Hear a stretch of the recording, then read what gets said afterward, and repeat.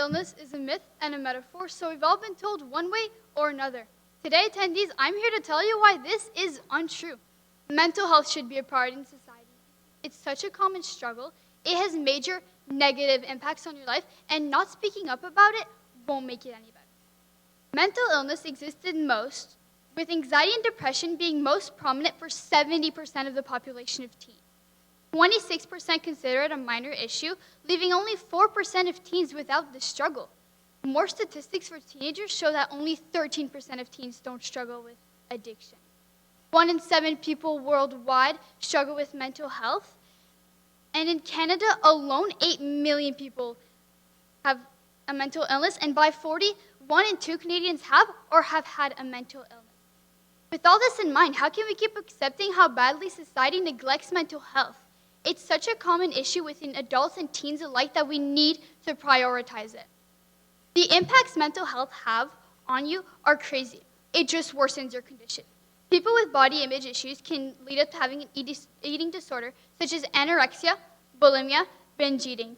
This is just an example amongst many.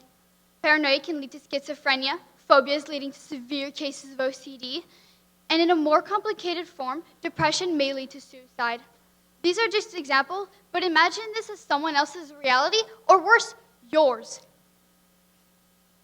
Mental health has crazy impacts on your life. As a student, it can affect your attendance and academic performance. A teacher's attendance can also be impacted, as well as their teaching mechanism.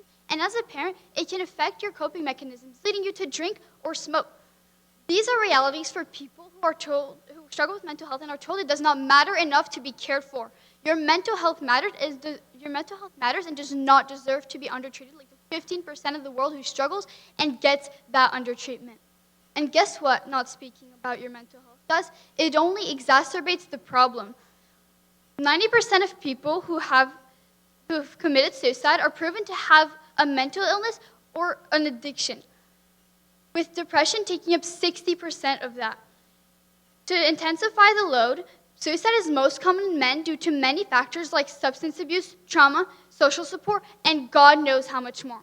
About 7 in every 100 men will kill himself, and 1 in every 100 women will. All this because society has established that mental health does not matter enough to be cared for.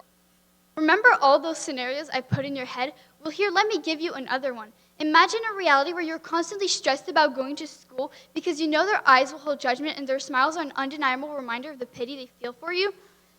Where you dread going to sleep because if you wake up, it means you must live another day amongst people who feel nothing but judgment for you and see you as prey. This is many of our realities, including me.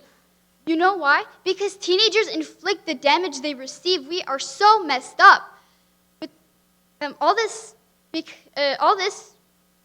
considered, mental health should be prioritized in society because it's such a common struggle. It has truly negative impacts on your life, and not speaking up doesn't make it better. Between us, I know some of us here are dealing with our own mental health. The system is cruel, and we will keep collapsing under the pressure if things don't change. Thank you.